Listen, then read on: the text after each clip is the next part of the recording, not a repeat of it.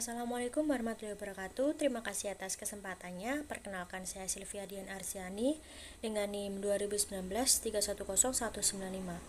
Di sini saya akan menjelaskan slide 3 mengenai apa itu auditing. Auditing adalah pengumpulan dan evaluasi bukti tentang informasi untuk menentukan dan melaporkan derajat kesesuaian antara informasi tersebut dengan kriteria yang telah ditetapkan. Auditing harus dilakukan oleh orang yang berkompeten dan independen.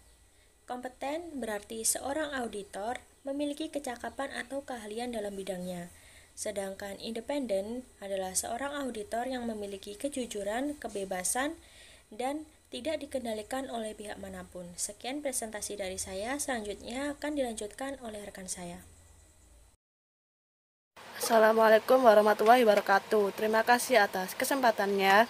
Perkenalkan, nama saya Risma Novita Putri dengan NIM 2019 310304. Di sini saya akan menjelaskan tentang perbedaan antara auditing dan accounting.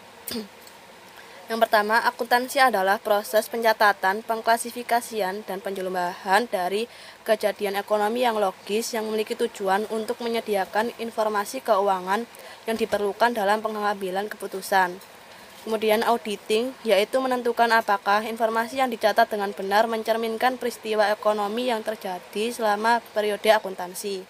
Ketika mengaudit data akuntansi, auditor berfokus untuk memeriksa apakah informasi yang tercatat mencerminkan dengan benar peristiwa ekonomi yang terjadi sepanjang periode akuntansi. Karena GAAP menjadi dasar dalam kriteria mengevaluasi informasi akuntansi, maka auditor harus memahami GAAP. Sekian presentasi dari saya. Terima kasih. Wassalamualaikum warahmatullahi wabarakatuh. Terima kasih atas kesempatannya. Saya Rofi Ramadhani dengan NIM 322 akan meneruskan presentasi dari rekan saya, yaitu jasa asuransi.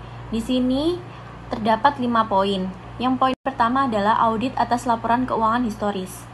Dalam suatu audit laporan keuangan historis, manajemen menegaskan bahwa laporan itu telah dinyatakan secara wajar dengan prinsip-prinsip akuntansi yang berlaku, yaitu GAAP.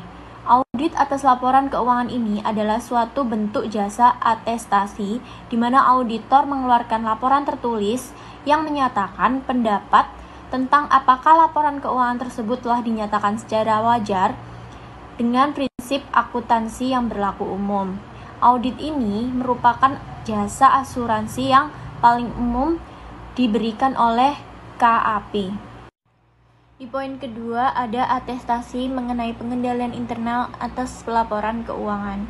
Di Amerika Serikat, untuk sebuah atestasi mengenai pengendalian internal atas pelaporan keuangan, manajemen menegaskan bahwa pengendalian internal telah dikembangkan dan diimplementasikan mengikuti kriteria yang sudah mapan. Assalamualaikum warahmatullahi wabarakatuh. Perkenalkan, nama saya Aulia Naura dengan NIM 2019 310334. Di sini saya akan melanjutkan presentasi dari rekan saya. Review atas laporan keuangan historis. Untuk review atas laporan keuangan historis, manajemen menegaskan bahwa laporan tersebut telah dinyatakan secara wajar sesuai dengan prinsip-prinsip akuntansi yang berlaku umum, sama seperti audit. Untuk yang keempat, jasa atestasi mengenai teknologi informasi. Untuk atestasi mengenai teknologi informasi, manajemen mengeluarkan berbagai asersi tentang reliabilitas dan keamanan informasi elektronik. Yang terakhir, yang kelima, yaitu jasa atestasi lain. Akuntan publik memberikan banyak jasa atestasi lainnya yang kebanyakan merupakan perluasan alami dari audit atas laporan keuangan historis karena pemakai menginginkan kepastian yang independen menyangkut jenis-jenis informasi lainnya. Terima kasih atas kesempatannya. Perkenalkan, saya Atala Ashifanaya dengan NIM 2019 310760. Saya akan menjelaskan mengenai jenis-jenis audit.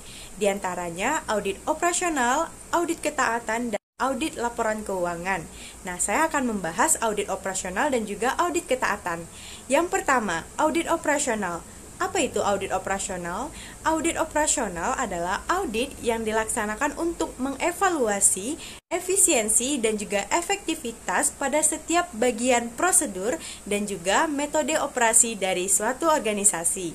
Nah, biasanya pada akhir operasional banyak manajemen mengharapkan saran-saran untuk memperbaiki operasi manajemen suatu organisasi di masa mendatang. Berikutnya, yang kedua ada audit ketaatan. Apa itu audit ketaatan? Audit ketaatan adalah audit yang dilaksanakan untuk mengetahui apakah pihak yang diaudit sudah mengikuti prosedur, ketentuan, ataupun aturan tertentu yang sudah ditetapkan oleh otoritas yang lebih tinggi. Untuk penjelasan berikutnya akan dijelaskan oleh rekan saya. Terima kasih atas kesempatannya. Perkenalkan, nama saya Ulfa Aulia dengan NIM 2019-310758. Baiklah, saya akan melanjutkan penjelasan dari rekan saya. Jenis-jenis audit yang terakhir yaitu adalah audit laporan keuangan. Audit laporan keuangan dilakukan untuk menentukan apakah laporan keuangan telah dinyatakan sesuai dengan kriteria tertentu. Biasanya, kriteria yang berlaku adalah prinsip-prinsip akuntansi yang berlaku secara umum. Selanjutnya adalah jenis-jenis auditor. Jenis-jenis auditor yang pertama adalah kantor akuntan publik. Kantor akuntan publik bertanggung jawab mengaudit laporan keuangan historis yang dipublikasikan oleh semua perusahaan terbuka.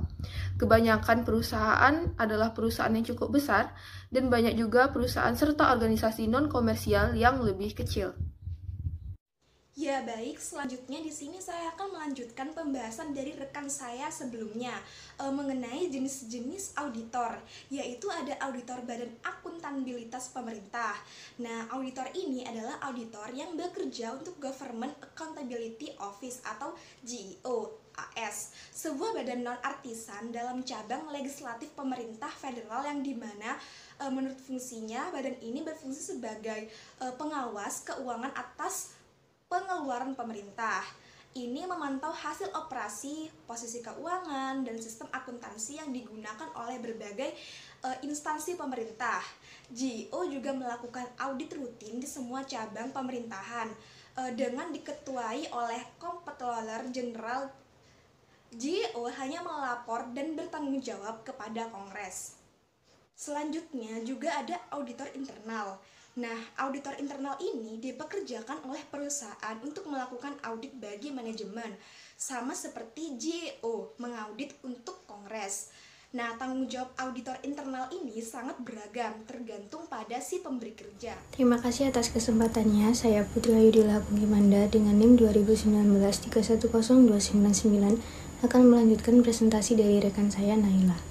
Di sini saya akan membahas tentang akuntan publik bersertifikat. Akuntan publik bersertifikat. Pemakaian gelar Certificate Public Accounting atau yang disebut juga dengan CPA diatur oleh hukum negara bagian melalui Departemen Pemberi Lisensi di setiap negara bagian. Dalam setiap negara bagian, peraturan untuk mempertahankan lisensi demi berpraktik setelah gelar itu diperoleh untuk pertama kalinya. Sebagian besar profesional muda yang ingin menjadi CPA memulai karir mereka dengan bekerja pada sebuah KAP. Setelah menjadi CPA, banyak yang meninggalkan KAP asalnya dan bekerja di lingkungan industri, pemerintahan, atau pendidikan. Selain pemerintahan dan pendidikan, CPA memiliki berbagai pilihan yang tersedia baik di akuntansi publik maupun perusahaan. Individu dengan penunjukan CPA juga dapat pindah ke posisi eksekutif, seperti pengawas atau Chief Financial Officer. Lalu, CPA umumnya berakhir sebagai akuntan. Artinya, mereka menyusun, memelihara, dan meninjau laporan keuangan dan transaksi terkait untuk perusahaan. Banyak CPA mengajukan formulir atau pengembalian pajak untuk individu dan bisnis. CPA dapat melakukan dan menandatangani audit. Untuk itu, selesai presentasi dari saya, kurang lebihnya mohon maaf. Terima kasih. Untuk itu, selesai presentasi dari saya, kurang lebihnya mohon maaf. Terima kasih.